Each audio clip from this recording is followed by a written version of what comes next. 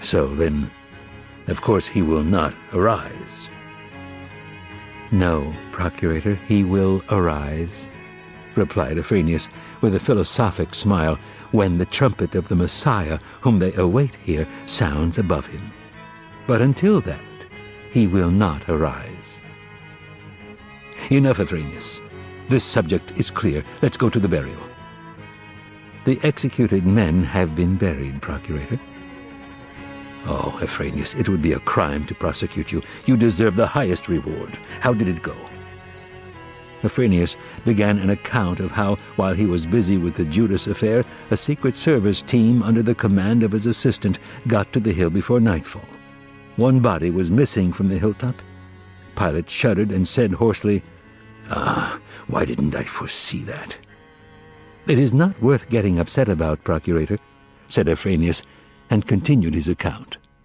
The bodies of Dismas and Gestas, their eyes pecked out by birds of prey, were picked up, and then a search was undertaken for the third body. It was soon located. Some man had... Levi Matvei, said Pilate, stating rather than questioning. Yes, Procurator. Levi Matvei had been hiding in a cave on the northern slope of Bald Skull, waiting for it to get dark. He had Yeshua HaNotzri's naked body with him. When the men entered the cave with a torch, Levi flew into a fit of rage and despair. He shouted that he had committed no crime and that anyone had the right, according to the law, to bury the body of an executed criminal if he wished to. Levi Matvei kept saying that he did not want to part with the body. He was agitated and kept shouting something incoherent, begged, then threatened or cursed. Did they have to seize him? Asked Pilate gloomily. No, Procurator, they did not, answered Ephraimius very soothingly. The daring madman was calmed when it was explained that the body would be buried. Levi, after absorbing what had been said, quieted down, but declared that he wasn't going away and wanted to take part in the burial. He said he would not go away even if they were going to kill him, and even offered them the bread knife he had with him for this purpose. Did they chase him off? No, Procurator, they did not. My assistant allowed him to take part in the burial. Which of your assistants was in charge? Asked Pilate. Ptolemy, replied Ephraimius, adding with alarm, did he perhaps make a mistake? Go on, replied Pilate. There was no mistake. In general, I am beginning to feel somewhat at a loss, Ephraimius, since apparently I am dealing with a man who never makes mistakes, and that man is you.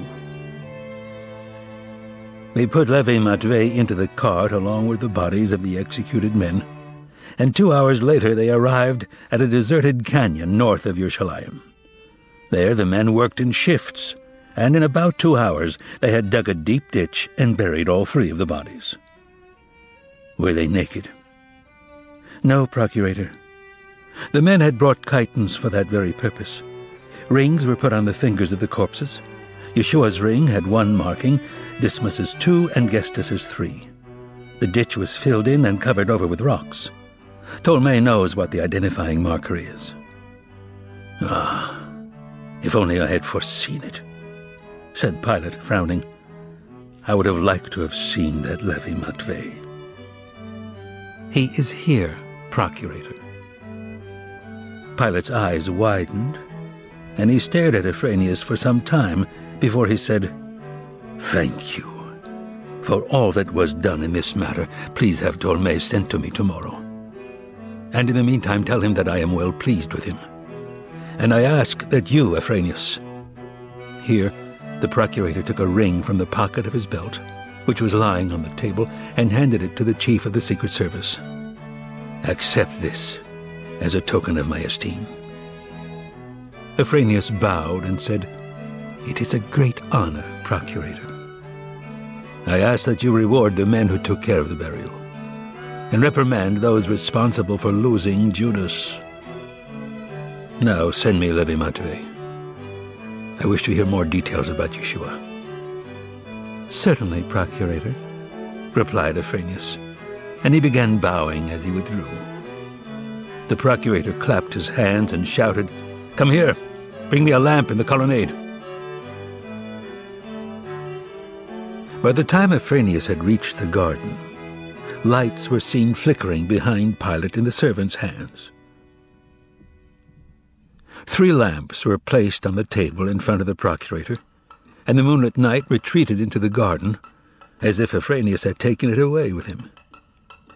Taking Ephrainius's place on the balcony was a short, scrawny stranger, and beside him was the giant centurion. The latter, at a glance from the procurator, withdrew to the garden and disappeared. The procurator studied the new arrival with avid and slightly fearful eyes. It was the kind of look one gives someone one has heard of and thought a lot about, and whom one is meeting for the first time. The newcomer was about 40, ragged, black, caked with dried mud, and glaring wolfishly from under his brows. In short, he was very unprepossessing and resembled hundreds of other beggars in the city who flocked around the temple terraces or marketplaces of the dirty, noisy lower city. The silence between them lasted for some time, and was broken only by the strange behavior of the man who had been brought before Pilate. A change came over his face. He tottered, and would in fact have fallen if his dirty hand had not grabbed onto the edge of the table. "What's wrong with you?" Pilate asked him. "Nothing," Levi Matvei replied, and made a movement that looked as if he had swallowed something. His dirty, bare neck bulged out and then sank in. "What's wrong? Answer me," Pilate repeated. "I'm tired," Levi replied, and stared gloomily at the floor. "Sit down," said Pilate, pointing to the chair. Levi looked distrustfully at the procurator, moved over to the chair, cast a frightened eye over its gilded arms, and then chose to sit not on it, but on the floor beside it. "Why didn't you sit on the chair?" asked Pilate. "I'm filthy. I'll soil it," said Levi, staring at the ground. "Then I'll get you something to eat right away." "I don't want to eat," replied Levi. "Why lie?" asked Pilate softly. "You haven't eaten for a whole day, perhaps longer." "All right, then don't eat. I sent for you because I wanted you to show me the knife you had." "The soldiers took it away from me when they brought me here," replied Levi sullenly, adding, "Get it back for me. I have to return it to its owner. I stole it." "Why?" "To cut the ropes," replied Levi. "Mark!" shouted the procurator, and the centurion stepped into the colonnade. "Give me his knife." The centurion removed a dirty bread knife from one of the 2 sheaths on his belt and handed it to the procurator. He then withdrew. "Who did you steal the knife from?" "From a bread store at the Hebron gate, right on the left as you enter the city." Pilate looked at the wide blade, tested its sharpness with his finger for some reason, and said, "Don't worry about the knife. It will be returned to the shop. And now I want something else. Show me the parchment you carry around with you, where Yeshua's words are written down." Levi looked at Pilate with hatred and smiled such a malicious smile that his face became all distorted. "You want to take that away? My last possession?" he asked. "I didn't say hand it over," replied Pilate. "I said show it to me." Levi rummaged inside his shirt and pulled out a roll of parchment. Pilate took it from him, unrolled it, spread it out between the lamps, and with a frown on his face began studying the barely decipherable ink markings. The scrawly lines were hard to follow, and Pilate frowned as he bent over the parchment, running his finger over the lines. He did manage to make out that the writing was a disconnected set of sayings, dates, household jottings, and poetic fragments. He was able to read, "There is no death. Yesterday we ate sweet spring figs." Grimacing from the effort, Pilate squinted and read, "We shall see the pure stream of the water of life. Mankind will gaze at the sun through transparent crystal. Here Pilate shuddered. In the parchment's concluding lines he could make out the words, "Greater vice, cowardice." Pilate rolled up the parchment and handed it brusquely back to Levi. "Take it," he said, and after a brief silence added, "You are, as I can see, a learned man, and there is no reason why you, who are alone, should be wandering about in rags without any place to go. I have a large library in Caesarea. I am very wealthy, and I want to take you into my service. You will arrange and care for the papyri, and you will be well fed and clothed." Levi stood up and replied, "No, I don't want to." "Why?" asked the procurator, his face darkening. "Do you find me unpleasant? Are you afraid of me?" The same malicious smile contorted Levi's face, and he said, "No, it's because you'll be afraid of me. It won't be easy for you to look me in the face after you kill him." "Be quiet," said Pilate. "Take some money." Levi shook his head in refusal, and the procurator continued, "You, I know, consider yourself a disciple of Yeshua, but I can assure you that you have learned nothing from what he tried to teach you. Because if you had, you would certainly have accepted something from me. Remember that before he died, he said that he didn't blame anyone." Pilate raised his finger meaningfully, and his face twitched. "And he himself would undoubtedly have taken something from me. You are cruel, and he was not a cruel man.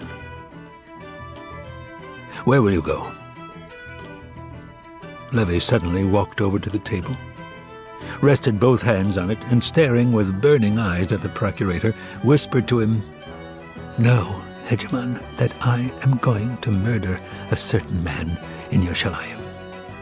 I am telling you this, so you will know there will be more blood."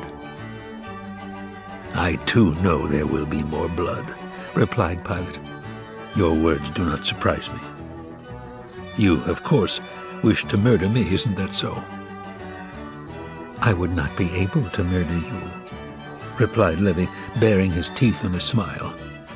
"And I am not stupid enough to expect that I could.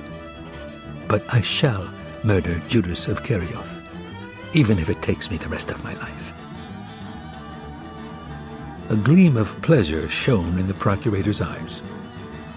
Beckoning Levi Matvei closer, he said, "Don't worry yourself.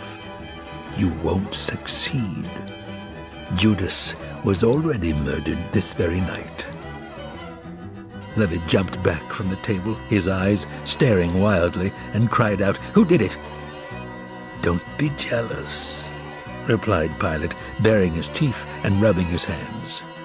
"I'm afraid you weren't his only admirer." "Who did it?" repeated Levi in a whisper. "I did it." Levi's mouth fell open, and he gaped at the procurator, who said quietly, "It wasn't very much, of course, but nevertheless it was I who did it." And he added, "Well, will you take something now?" Levi thought for a while, relented, and finally said, "Tell them to give me a piece of clean parchment."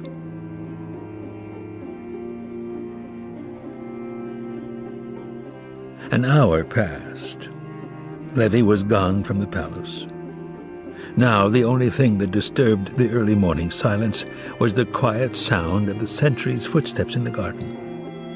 The moon was rapidly fading, and at the other edge of the sky the whitish speck of the morning star appeared. The lamps had long been extinguished. The procurator lay on his couch. He slept with his hand under his cheek, breathing soundlessly. Banga slept beside him. Thus, the dawn of the 15th day of Nisan was greeted by the 5th procurator of Judea, Pontius Pilate.